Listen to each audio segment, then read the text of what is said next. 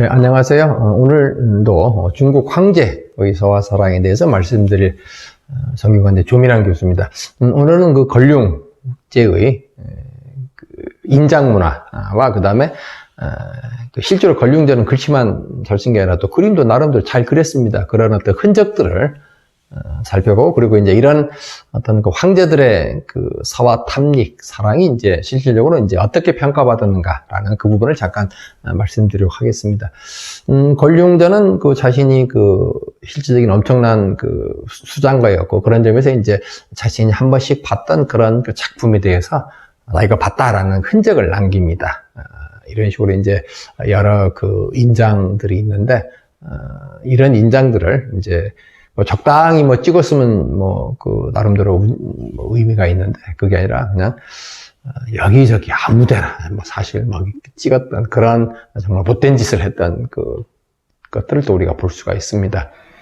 이 걸륭제의 인장의 어떤 여러 가지 모습들을 전시회로 잠깐 보여드렸지만은, 이 많은 인장들을 그 그림 볼 때마다 찍었던 그런 것들을 이제 우리가 확인해 볼 수 있는데, 왕언지의 그 중추적 같은 경우는 잠깐 말씀드린 것 같은데 한 30여 글자밖에 되지 않는데 찍혀 있는 그 인장은 약 8, 90개가 되는 이런 어떤 그 것들을 또 발견할 수가 있고요. 그 다음에 이제 조맹부의 그 작화 주색도라고 하는 이 조맹부는 또 아주 최고의 또 그 화가이기도 했는데, 지금 이런 것들은 여기 지금 나와 있는 이런 그 재발들은 다 걸륭제가 한 겁니다. 그래서 이제 이 재발만 해도 한 10대, 10개 되고, 그 다음에 이제 그 나머지 또 큰 도장들은 다 또 이게 걸륭, 고희천자, 저 전에 잠깐 말씀드렸죠. 이런 식으로. 나머지 이제 이 뒤에 있는 그런 어떤 그 인자까지 합치면은 이 작품 소장자들의 이제 인장까지 합치면 약 90여 개 되는 그런 어떤, 근데 역시 걸륭제가 한 10개 이상 되는 그런 어떤 인장을 찍고 또 이렇게 재발을 써서 작품을 손상시켜버린 그런 예를 보고 계십니다. 워낙 이 작품이 크기 때문에 옆으로 조금 눕혀서 찍은 그런 그 부분들입니다, 이게. 그 다음에 이제 걸륭제는 또 나름대로 이렇게 그림을 좀 곧잘 그렸습니다. 상당히 어떤 문기가 있는, 우리가 흔히 말해서 이제 그 문인화, 어떤 문기를 좀 담아내고자 했던 그런 어떤 또 흔적들을 엿볼 수 있는 이제 그림들이 있습니다. 대충 이렇게 우리 한번 보시기로 하죠. 자기가 그려놓고 자기가 이렇게 도장을 찍었어요. 마찬가지입니다. 태상황제 이런 식으로 이제 전부 자기가 쓰고 이런 식으로. 기존에 유명한 그 작가들의 작품들을 이제 많이 본따서 소재나 이런 것들을 이제 그 나름대로 이제 이 그림 형상화했던 그런 어떤 흔적들입니다, 이게. 이건 주역의 건괴 자강불식이라고 하는 이것도 이제 또 그 새겨가지고 또 이렇게 인장을 했던 미완성 작품 같이 느껴지지만 이건 꼭 미완성이라 할 수 없는 그런 또 동양적 어떤 그 화풍이 또 담겨 있는 그런 그림입니다.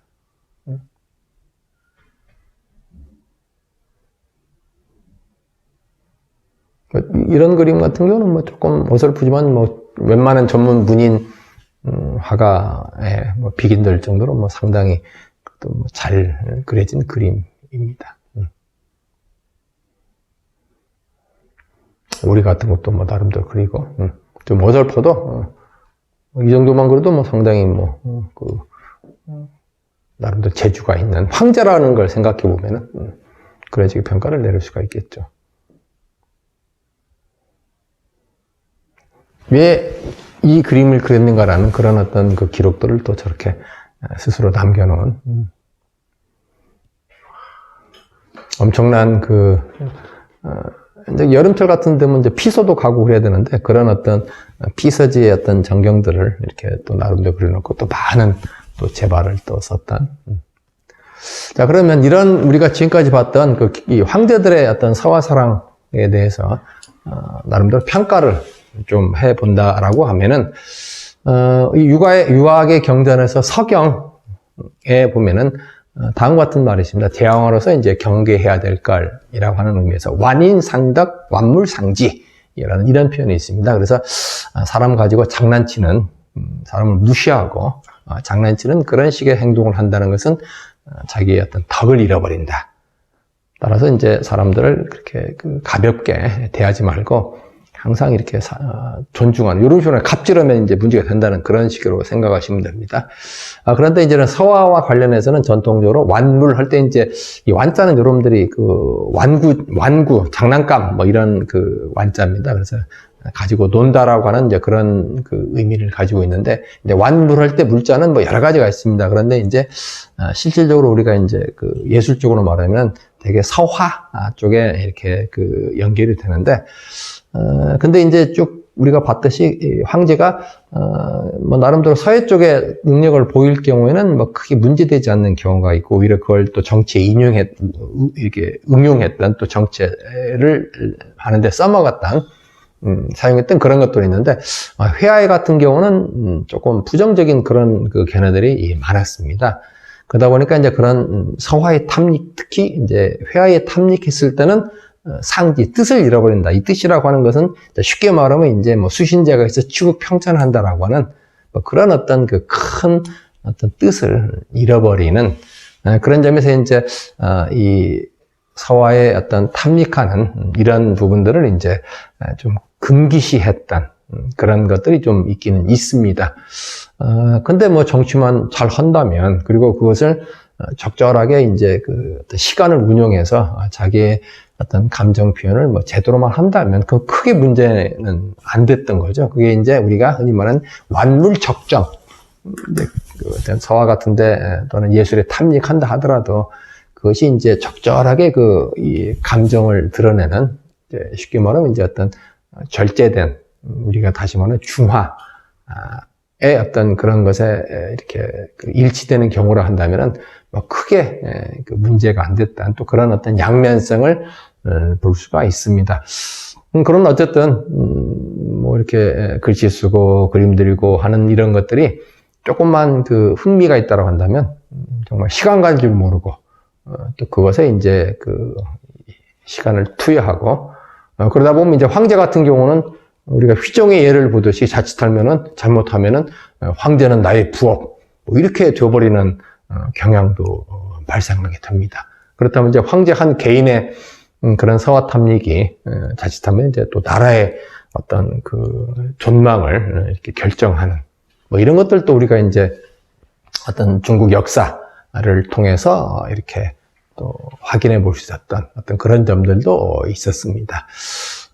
그리고 이제 이런 서화를 하더라도 아까 잠깐 말씀드린 대로 서예 같은 경우는 뭐 일정 정도 긍정적 부분이 있었지만 회화는 그러지 못했다라고 해서 특히 이제 완물상지에서 그림에 대한 탐닉보다도 이제 어떤 문제를 제기했다라는 것을 이제 우리가 알아볼 수가 있겠고, 조선조 같은 경우로 이제 적용을 해보면은 이제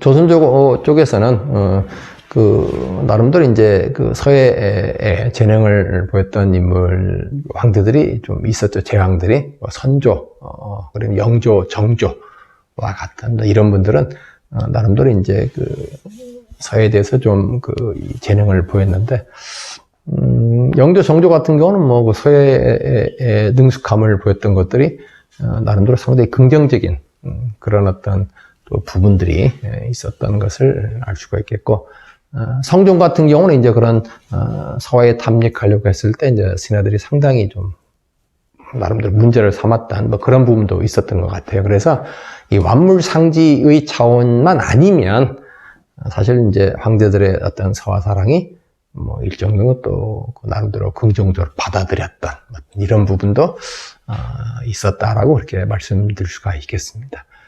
자, 오늘 여기까지 마치겠습니다. 감사합니다.